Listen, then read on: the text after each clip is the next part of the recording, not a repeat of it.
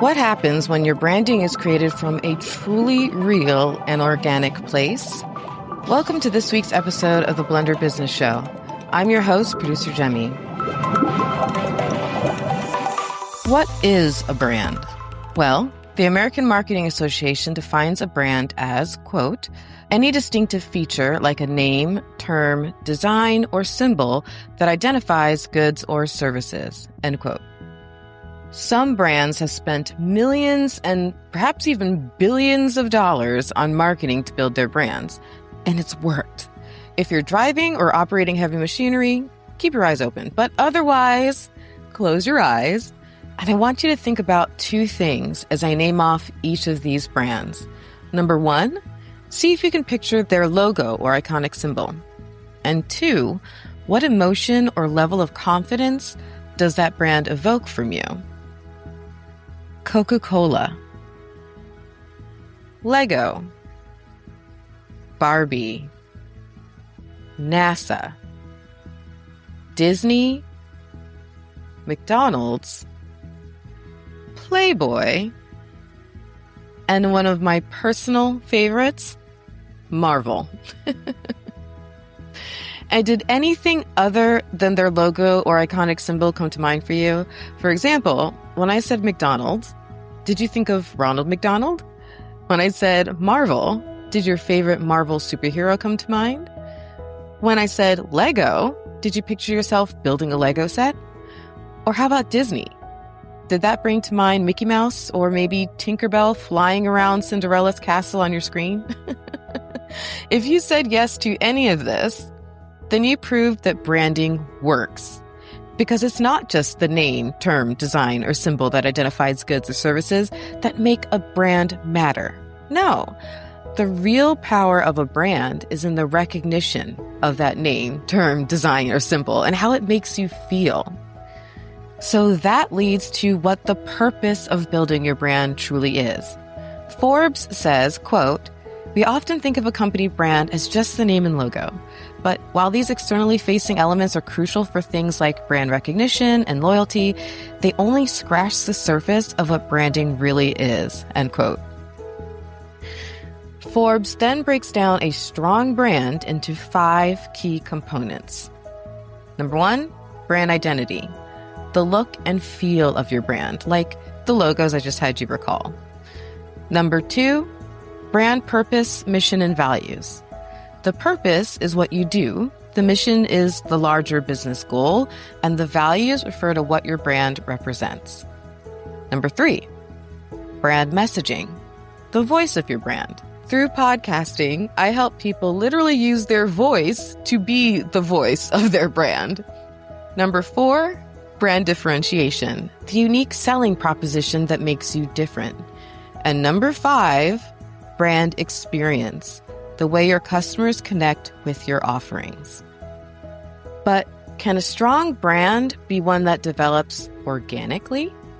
Today we're going to talk to Jason Fleurant, aka JaFLEU from Exhibit Treal Studios.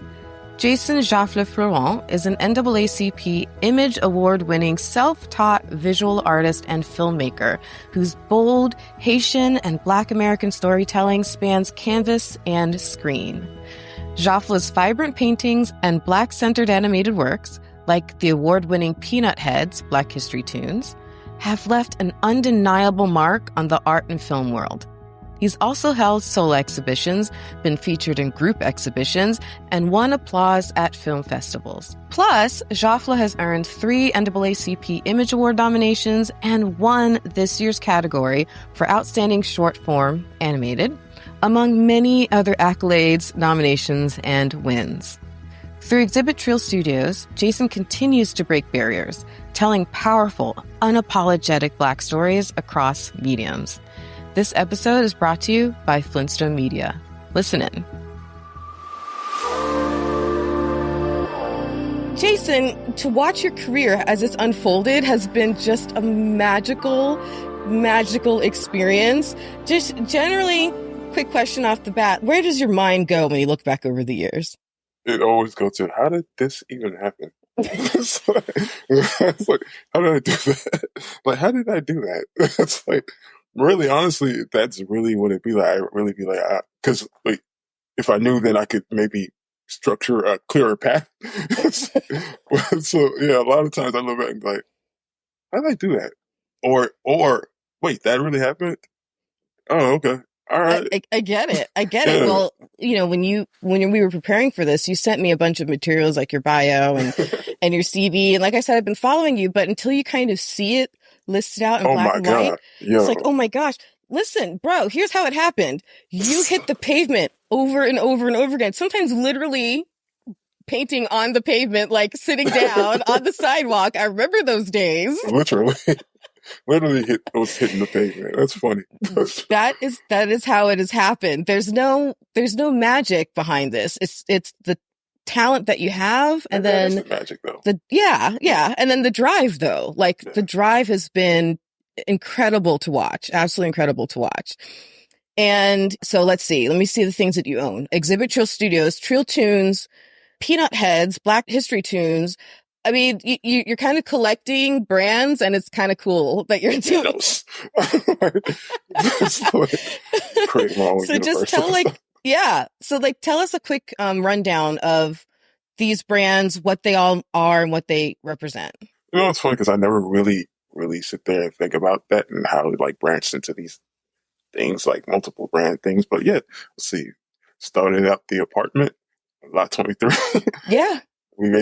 I'm wanting to do an art exhibit, and truth be told, the story that I don't think I ever tell anybody is that a lot of the galleries at the time were blackballing me. And like Mm-hmm. a lot of the local galleries, a lot of local art people seeing, they weren't letting me be in the shows or anything like that. So I said, all Yeah. right, well, we'll just do our own thing. We got our own apartment. We'll just do a show in an apartment. And because we're like, Mm-hmm. no, we want to do something that's truly real. And then we're like, we're going to call it Trill. We're just going to be Trill everything. And so the exhibit, it was like, well, I'm going to exhibit my Trillness. So I Yeah. called it Exhibit Trill. And then, like, I want to say like a month or so later, a couple of my friends couldn't get into art shows. And it was like, I think Art Palm Beach was coming along, and that's like our version of Art Basel. Yeah. And because of that, I was like, well, freak it. I got access to this building. We'll just do an exhibit Trill thing there. We'll call it a group exhibit, and we'll exhibit all our Trillness. And then that became a thing that just kind of kept going, where I kept started doing these exhibits. And then eventually, once I got into animation, I was like, well, you know what? This is my brand. I'll just turn it into a studio and produce my Treal Toonz animations. And the biggest animation that comes out of Treal Toonz is Peanut Head's Black History. Yeah. When you're not invited to the party, you make your own party. Make your own party. And everybody be trying to get into your party, but yeah, I mean that's why there are HBCUs. That's why there's all kinds of things have existed now, because we weren't allowed in the door for one reason or another. We weren't allowed in the doors that already existed, so we had to literally build our own doors and then open them, right? But you've not just opened them for yourself, you've opened them up for others. And I know that one of the cool things I've been able to see is how much your friends and people you've known in your expanding world have been invited to participate and be a really core piece of these animations with Peanut Heads that you're doing. So, but my first question there is, because I remember that Facebook post that you put up, and you're like, I just think I'm gonna try out this animation thing and just kind of see what happens. And like years later, I'm like, wow, that was a really bold and awesome move. Well, that But happened. why did you decide to start animation? Like, just give it a shot. Like, where did that come from? Originally, it started because like I was doing book illustrations, and I was like, so I was in the library all the time, Mm-hmm. and I was like, well, I want to study like how to make my like illustrations a little bit more dynamic, and then maybe I can infuse that into my paintings, because all my paintings are basically cartoons. Like Yeah. I've been a cartoonist, so I was like, I have one in my office right now. Let's get to that in a minute. Very cartoony, right? So I was like, I just wanted to figure out how to make things a little bit more dynamic, and I've always loved animation. And so I started looking at the animation books, and I started kind of hoarding all the animation books up there. Yeah. And like I kept studying and studying, and eventually I was like, as I kept studying and found myself like going deeper and deeper, I was like, I could probably do this. Like I have stories in my head. I'm a writer. All my paintings are basically stories that I wanted to tell and stuff. I'm like, I can do this. Let me try. I mean, why not? Technology has come to the point that I can try it. Because as a kid, I did want to, but I never knew how to get into animation. I never knew at all, like, going to school, at regular school, like, they don't tell you that that's an option. That's an industry you Right. can even get into. Right. At Like least not art. when we were in school. My kid gets those opportunities now, but not when we were in Yeah, not school. when we was in school. Yeah, you know what I'm saying? Even with art, like even back then, with like how I got into art, I didn't see us making art, so Yeah. I wasn't interested as a kid. It wasn't until I just kind of fell into it. So animation, it was like the universe just kind of pushed me into this mode to like, here, learn all the tricks and the tricks to it, thinking that you're going to do it just for books. And one day I got a laptop and found a program, and here we go. I drew that stick figure drawing in March Yes. of 2017, and I was like, "Hey guys, don't be alarmed or I'm anything. I doing just this drew a now. stick figure. The stick figure just moved. I think I might be on something." And Stick figure just moved. X amount of years later, here we are. That what I want to highlight something because you talked Yeah. about going to the library. And one of the other things that I've admired about you over the years is how you don't let any limitations create boundaries for you. You go past those limitations, whatever they may be, financial, physical, whatever it is. And you just say, you know what, bump that. I'm going to go and figure this out anyway. And you just create a path for yourself. I absolutely love it. So when you started doing this, why Black history? Why was that something that you decided to focus in on? I love Black history. I love Mhm. history in general. But I love Black history. I like learning. And I've always been somebody who's just like, even before I started animating, a lot of my artwork was just me recreating Black figures and just wanting to have a conversation about Black history, about us, and just promoting us as people, right? And even when I started to just do illustrations online, Black History Toonz started off as just that. It was just illustrations where I had a little blurb. It was like different Black history people and like different things. I just love history. I love, like, we have so many layers that go beyond slavery and beyond, like there's things they don't want us to know. They don't talk about. And it's like, there's so many layers and how it affects us today. And like, it's a vast, wealth of stuff that we can just tap into. And it's like, why nobody tapping into this? Oh, freak it. I want to tell some stories. So, yeah, one of the things that I've enjoyed as someone who's been watching your animations and your tunes is the pride that I get from them, knowing like, oh, wow, so that happened. Oh, they did that. Does that happen? yeah. Oh, they didn't let that stop them. Oh my God, look at them go. Like, it's been really, really awesome. Because when you think about it, when you mentioned before that seeing art, all this other art didn't really inspire you, you weren't that interested or whatever. Like, I think sometimes that happens a lot of times with our history. We see, European history all day long, every day is delved into Roman Empire, this and whatever. And it's like, what makes us interested is when we start to see things from our own history, and our own history, a lot of it, there have been attempts to erase it and deny it and whitewash it or what have you. And it's been really cool that you've been using the power of your pencil, because your pencil different, using the power of your pencil to bring those kind of things to light. So I also noticed something else that you've done very intentionally. You have some children in your life, your nephews and stuff. And I've noticed that you intentionally do things that bring them in. You've made these cartoons family friendly. So can you tell me a little bit about that decision, about the tone and presentation of these animations? Well, I think there shouldn't be a limit to who gets to hear our history in terms of like the people. It's our story. So it's like, I could make things that are more adult oriented. I have in the past, right? But like, I'm blocking off like a whole section of people. Like, I want to talk to the kids. I want the kids to feel it, but I also want adults to feel it. I think overall, really, I want families. I want Black families to be able to sit in a living room and watch an episode of Black History Toonz and have a conversation afterwards. Yeah. Like, you know what I'm saying? Like, when I was a kid, I have memories of being a kid because, we all only had like the one TV, Yeah, a few channels and whatnot. we were our parents' remote control. Okay, go change the channel. But I have memories of sitting in front of that TV with my family, and we watched something and we actually talked about it. Yeah. Like, you know what I'm saying? We talked about what we had, and I was like, I think it would be cool to like become a staple in families and Black families and know that they're having conversations after watching episodes. So I just wanted to make something that they couldn't limit it. They couldn't say that, oh, this ain't for me. I can't feel it. I can't rock with it. Especially now because we live in a generation where like adults watch cartoons. You know what I mean? Yeah. And they admittedly watch cartoons. We Absolutely. already, so it's like, I want you to be able to watch it. I want your kid to be able to watch it, but I want y'all to be able to watch it together. And then have that And then conversation on have the a other conversation side. about it. And then we'll see what goes on from there. So I know that you started with the book illustrations before your animations, but I'm curious, like, because it feels like your book illustrations have taken off in the last year or two. Yeah. Is that a side effect of the exposure from the animations? Is it the awards, which we'll get to a little bit later? But where do you think that surgence has come from of interest in having you do more and more book illustrations? Yeah, I think it's a very direct connection. Actually, I can say it on two levels because of it exposes me a lot more because people are seeing because the awards and attention it gets. So people are like, oh, this is interesting. I would like to, let's lean in a little bit on this. You know what I'm saying? And the art style is different. It's like, like it doesn't look like, AI generated or it doesn't look like typical arts. It's a unique style that works. And it's like, oh, okay, I can see this, but also the very heavy me not animating for other people's projects.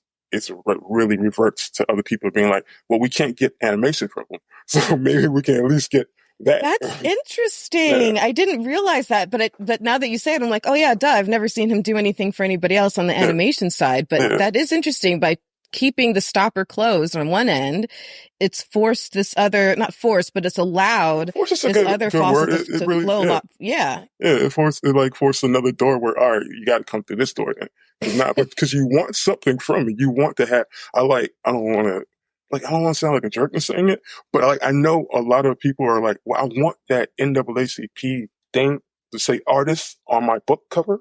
So let me go get the artist that does it. Right? It makes sense to me. Like people aren't stupid. They want your talent and your notoriety. I don't blame them. I understand because you're not going to get it from animation. You're not going to get it. You're not going to get it from it. The reason behind that is because people made me fall out of love with art once I had to start doing art for people. You know what I'm saying? It became work, and there's a lot of layers to it. I don't love it anymore, and that killed something in me that I still to this day feel. And I'm like, y'all not going to do that with animation. Y'all are not going to kill, because I love animated. Y'all are not going to take that from me. Good for you. Yeah. So wait a minute. So this beautiful painting I have here, you're telling me it's even more of a collector's item than I even knew because... I haven't painted in 2 years. People don't realize that. I haven't made a painting in 2 years. Wow. Well, that's definitely, I actually understand it though, because if I remember correctly, people are kind of like lowballing you and it became almost a dirty feeling as far as how people are approaching you. And you're like, you stood in your worth and you knew your value. And if something was making you feel less than, then I totally get it. Yeah. Whereas with illustrations, the price is the price, bro. It's I have that's right. I have a Fiverr account, but I use it really just to show you, all right, this is the services, and then you can email me, but the price is the price. Yeah. And then that's it. It's listed, everything, and that's what you're getting when you come to bother me for that. That's it. You're gonna get great quality. Don't get me wrong. Yeah. But that's you know what I'm saying? Whereas with animation, you're not gonna bother me because let's say, for instance, I did animate a short for somebody else. As much as I be having to edit things in the illustration, we're talking about one illustration page. As many times, I probably have to do 10 revisions for that. You want me to do 20 revisions? On animation, you feel me? Yeah. Whole nother level of pain in the assery. Yeah. And I know that I create this false sense of oh, well, you're really fast. It's because I spend a lot of time working on the thing. Yeah. Right? On the thing. So you think that it's going to come out immediately. It's not. You know what I'm saying? Especially if I have to keep stopping and revisiting. So we're going to cut that out. That's not going to be an option. But illustration, here you go. You know what? That is a very smart move, not just for your own mental health and pride and all those things, but also from a business perspective. If you were to start trying to do all these revisions on an animation, the time that it would take to do that, you would have to elevate your prices so high that it might not even work at that point. So and on top of that, I would not, honestly, you would not get any of my stuff. I wouldn't make anything. I would not be able to. There would be no Peanut Heads. There would be no Treal Toonz. Yeah. So. Yeah. So I love that you've kind of sequestered things from each other. I think that was really, really smart on a lot of levels. All right. So if people have been hitting you up, I know people have been hitting you up for book illustrations. Do they tend to be of the same genre as your animations are? How does that relationship look? They're mostly kids' books. So Okay. yeah, so I guess somewhat. So I would say like the animation definitely, because it is family friendly and whatnot, it Yeah. goes into that realm. So people see those, like the illustrations. I pride myself because every still, every inch of an animation thing that I made, I've drawn everything that you Yeah. see. So every still looks like art. So, even when if you're just seeing the cover of a reel, then it attracts them to go like, oh, maybe this could be something that I could have for my book. So like, yeah. So it's traveling around those circles. I'm going to Show the correct brand something away. you said. Yeah. It doesn't look like art. It is art. Yeah. Okay. So it yeah, is art. that's what It I is meant. art. That's actually what I meant to say. I said because I've had a couple of times in art groups where I've like posted the animation. I had to defend it and be like, fam, I draw every single frame. You're not gonna tell me it's not art. Yeah. Like, I can Yeah. show you the pencil layers, I can show you the ink layers, I can show you the paint layers, I can show you the background. All of it is me drawing every single thing. So you're not gonna sit there and tell me it's not art. That's right. So yeah.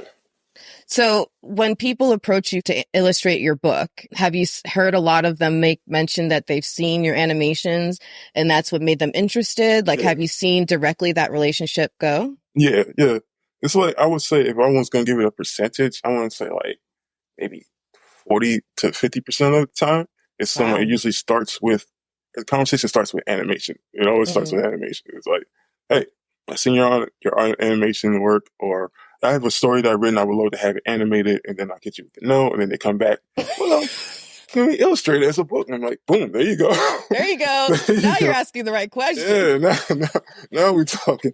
Now we're talking, but and I understand though, but I understand because like people have their stories in their heads and they're like, oh man, I can get this made into a movie. And like, this guy makes animation. Let me tell him to make a movie and bring it to life. And I get it but people don't realize that I'm not an animator per se. Like, I'm a person who taught myself to animate in order to tell my stories, right? To make my own. My goal isn't to be sitting there and animating all this stuff all day long.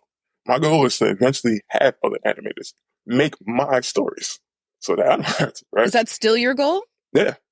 Yeah, that's always going to be the goal. And I don't want So at some point you're going to peel back another layer of your art and say, nope, this is no longer available. Let's all prepare ourselves, people. I do want to get to the point where like, it's like I'm 40 going on 41. I don't want to draw all the time. I spent so many years moving my pencil I want to get to the point where I have a studio, where I have animators and I have writers, and we're creating quality peanut heads. Walt Disney wasn't in the studio picking all the time. Saying Jim Henson wasn't in the studio making the actual Muppets. That is so true. That's the goal.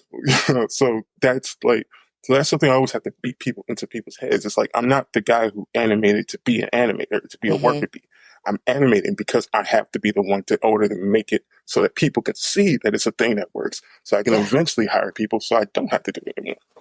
That's awesome. Your vision is absolutely fantastic. And so that leads me now to bring up something I mentioned a minute ago, your awards. Again, like, I've been watching it in action, but it's not until I see it like listed out in black and white. I'm like, oh my God, you've been in film festival after film festival after film festival, award nominations, like all these different things. And what I find interesting is now I'm better understanding the layers of it. So your ultimate goal, as you mentioned, is to build a situation where you have animators working for you and expands in that way. But for right now, your output that you're getting paid for are your book illustrations. Right. And so your book illustrations, though, are being fueled by the spotlight from your animations. However, the spotlight on the animations is being fueled by your awards. It's layered, man. It's a snake that's like biting its tail.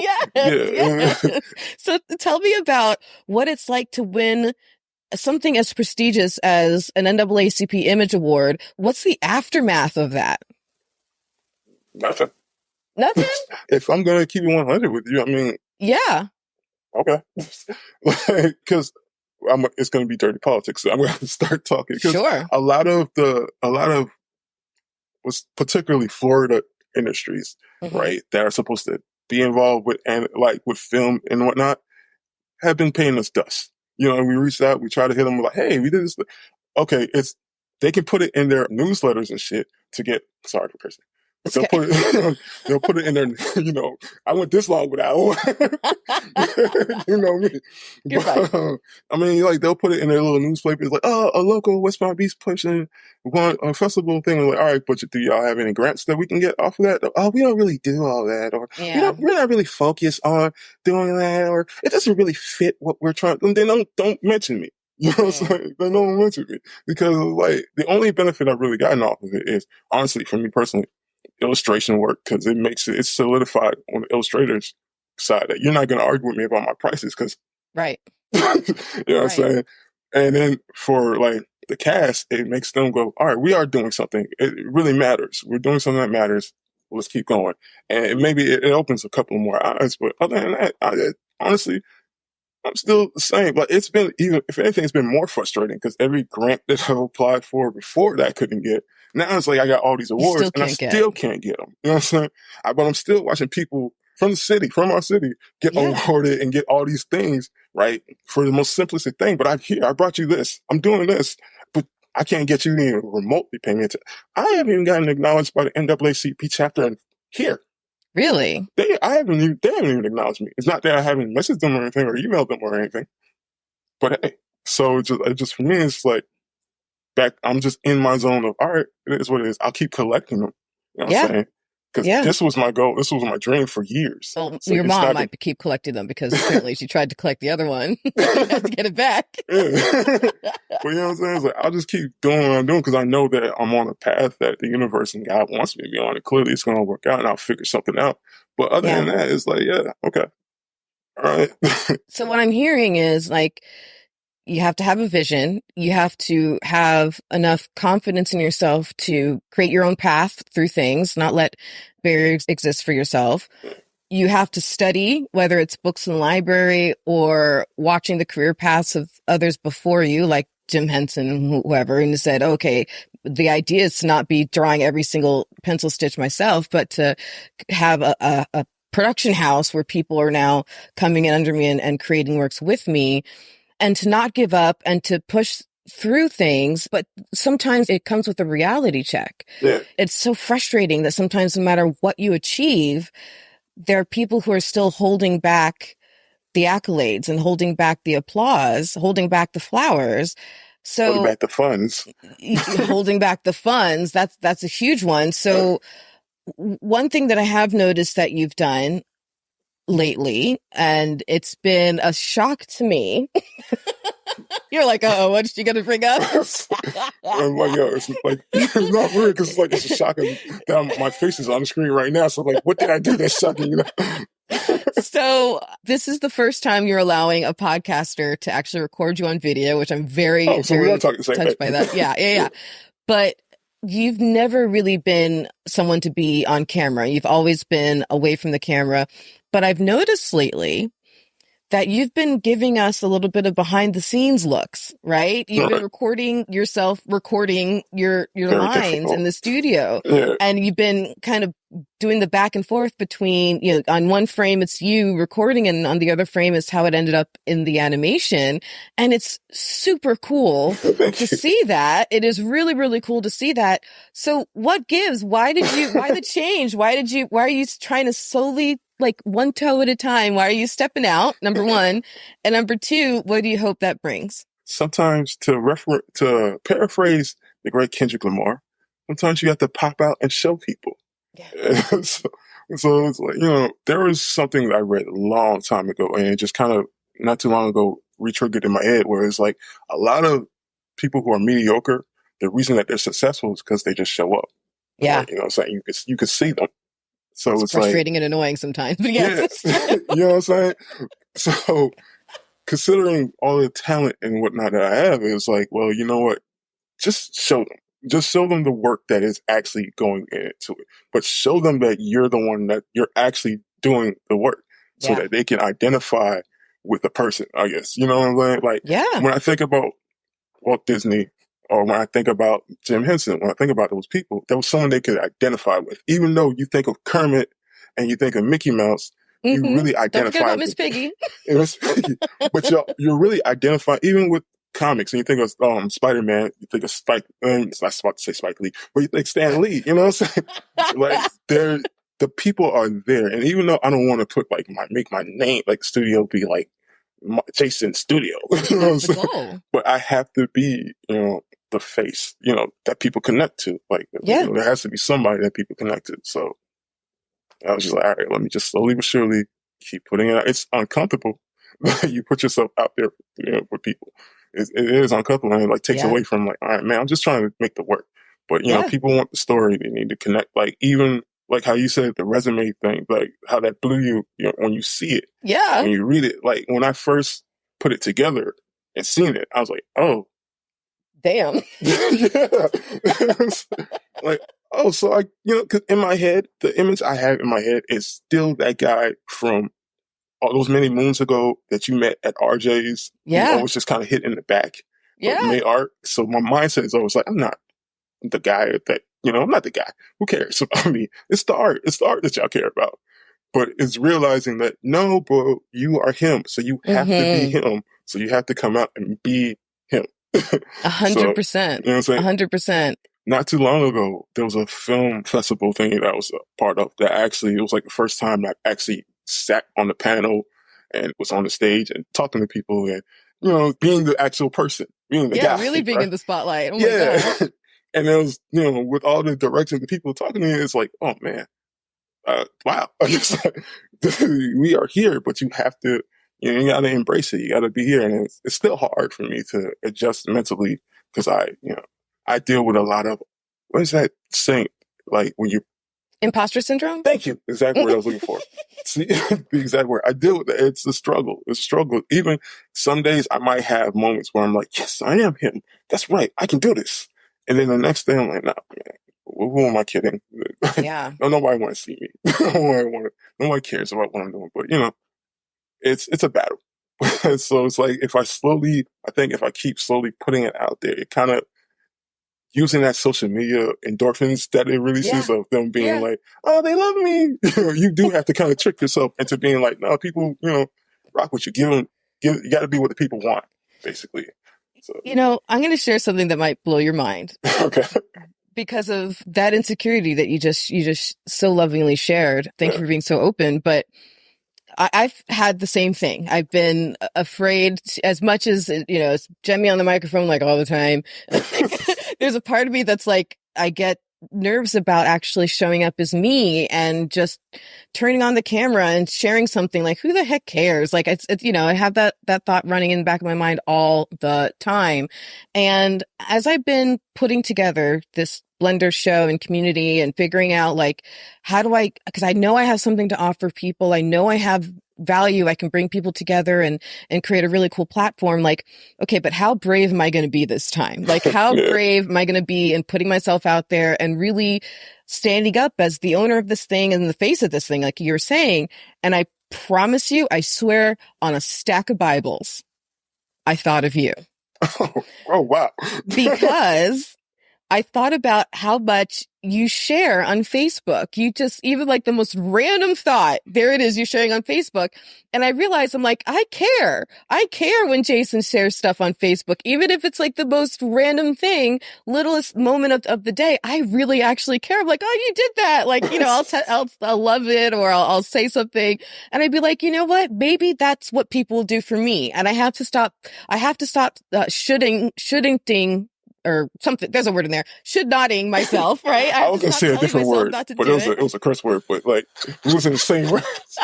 Well, I'm only allowed one curse word, I have to stop shutting myself down and actually be brave enough to share stuff and know that people will support me. And I've taken that from watching you. It's funny because it's that exact reason that makes me go, oh, damn, people do care. Because, I keep my shit. Sorry, that was another one. You really, it's fine. I knew I was getting when I invited you on the show. I was saying, it's like, but it's only, I only gave up two. I'm doing pretty good. But, because my page is private. So, when I do put those thoughts on, I'm not thinking anyone cares outside of my actual, because I don't think y'all even see it.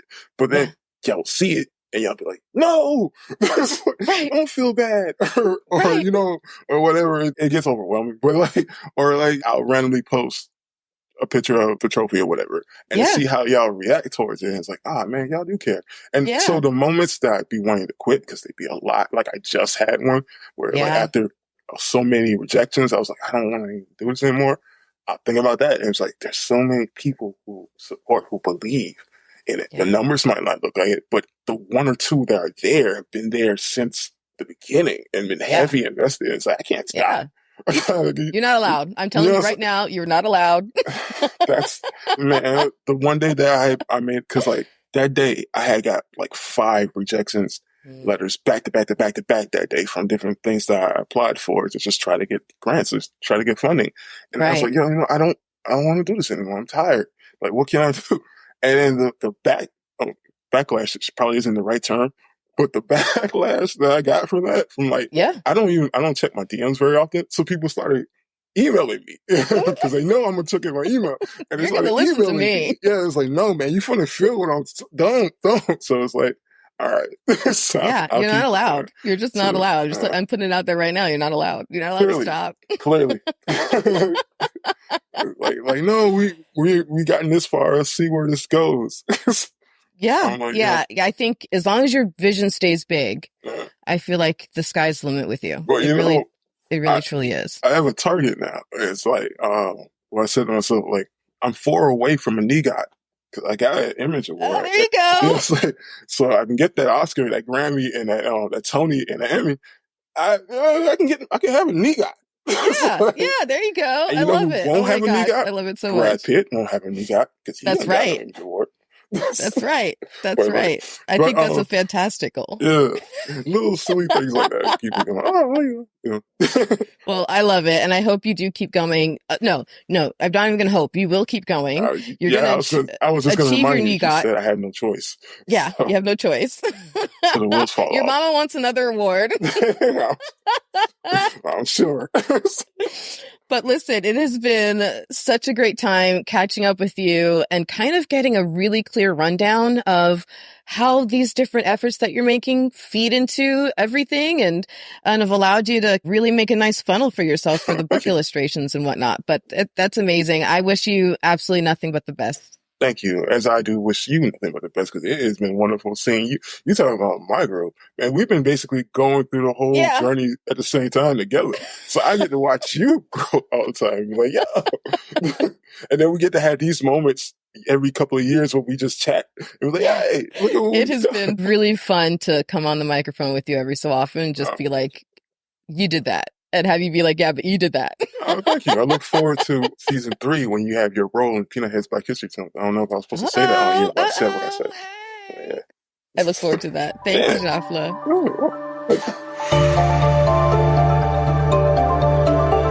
So welcome to my sticky note quickie for this week's Blender Business Show. First, I want to highlight one of my favorite messages from that conversation with JaFLEU. Never, ever, ever let your circumstances become boundaries to your vision. This man has been making magic happen with few resources, but abundant imagination and creativity. So we can all take away something from his example. But I want to now focus back on branding. So what does it mean to create a brand that fuels your business? And how do you put your own stamp on it to personalize that brand? In creating your branding initially, you want to first think of the purpose of your brand. Number 1, what value does it bring to others? Number 2, who's your target audience? Circle back to episode 4 for more on defining and finding your target audience. Number 3, what kind of tone are you trying to convey? And number 4, well, there is a 4th element, and I'll get to it here in just a minute.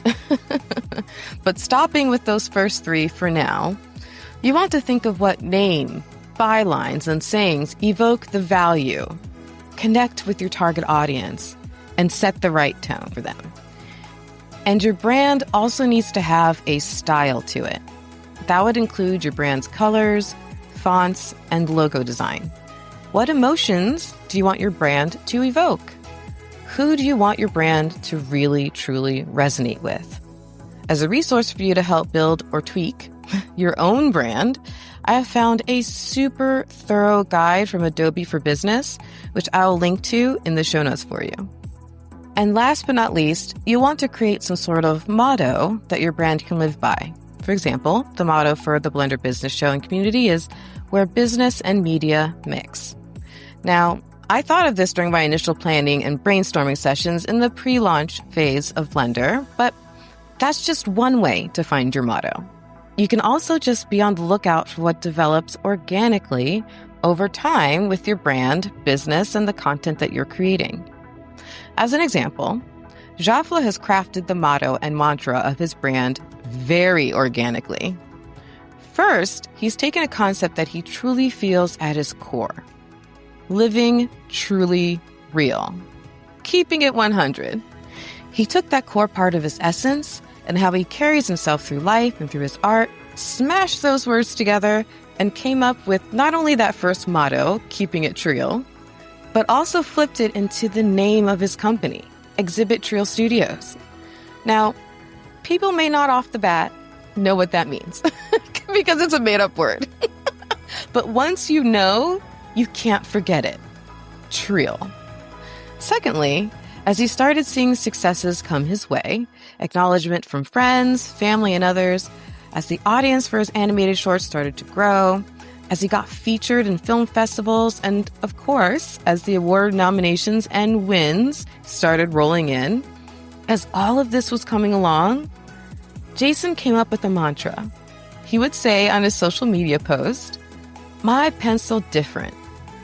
And he repeated it over and over and over again on almost every single post until the association to himself was secure. Now, as a fan of his, when I see a new post about his latest win, that's the first thing that pops into my head. His pencil different.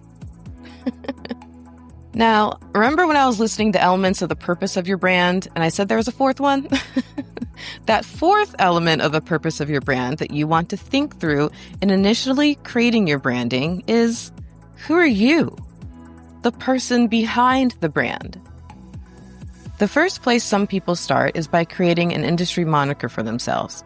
As one example, an associate and frequent guest of one of my clients in the property management space, a show called Straight Up Chicago Investor, is a guy who is known as Cost Seg Kev. As soon as anyone in the property investment field hears his nickname, Cost Seg Kev, they immediately associate it with knowledge and expertise in maximizing tax savings through cost segregation. He even named his website costsegkev.com. Now, if you're scratching your head wondering what the heck cost segregation even is, no worries. What's important is the immediate, positive, strong, and authority-creating impression his Cost Seg Kev moniker makes on his industry contacts and potential clients. As another example, a few years ago, I started going by Producer Jemmy, because that's what I am. I'm an award-winning host and producer, and I want to lead with that impression, and that it's been earned. And another aspect of bringing yourself into the brand is bringing yourself from behind the camera and into the forefront. But as you heard in my conversation with Jason, showing up on camera for your brand or business, or even just in general, can oftentimes be quite nerve-wracking. So, sometimes that is most comfortably achieved as a first swing by doing it in partnership with someone else as a way to sort of spread that spotlight out.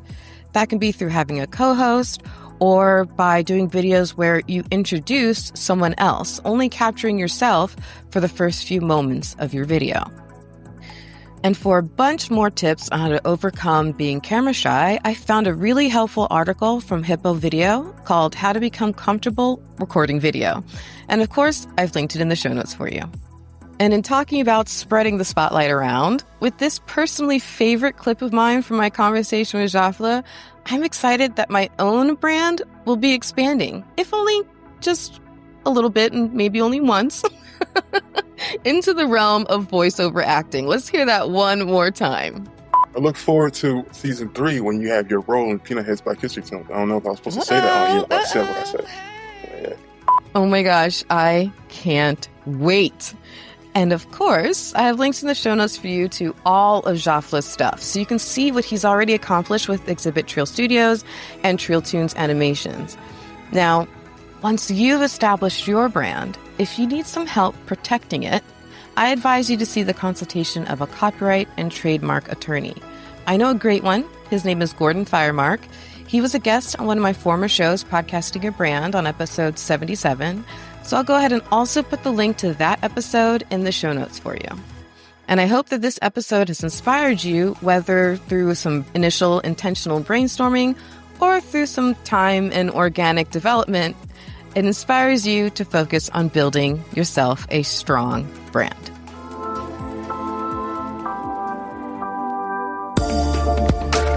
This week's episode was brought to you by Flintstone Media, my podcast production house and consultancy firm. In fact, you can email us at blender@flintstonemedia.com. Thanks for listening. If you are a business owner, marketing manager, or content creator, join in the conversation with other Blender members on our Slack channel, which you can find the link for along with everything else at blenderbizshow.com. So what happens when you blend creative content into your business? I'm producer Jemmy, and I look forward to bringing you those valuable ideas and great stories every week on the Blender Business Show. We are the Blender community, where business and media mix.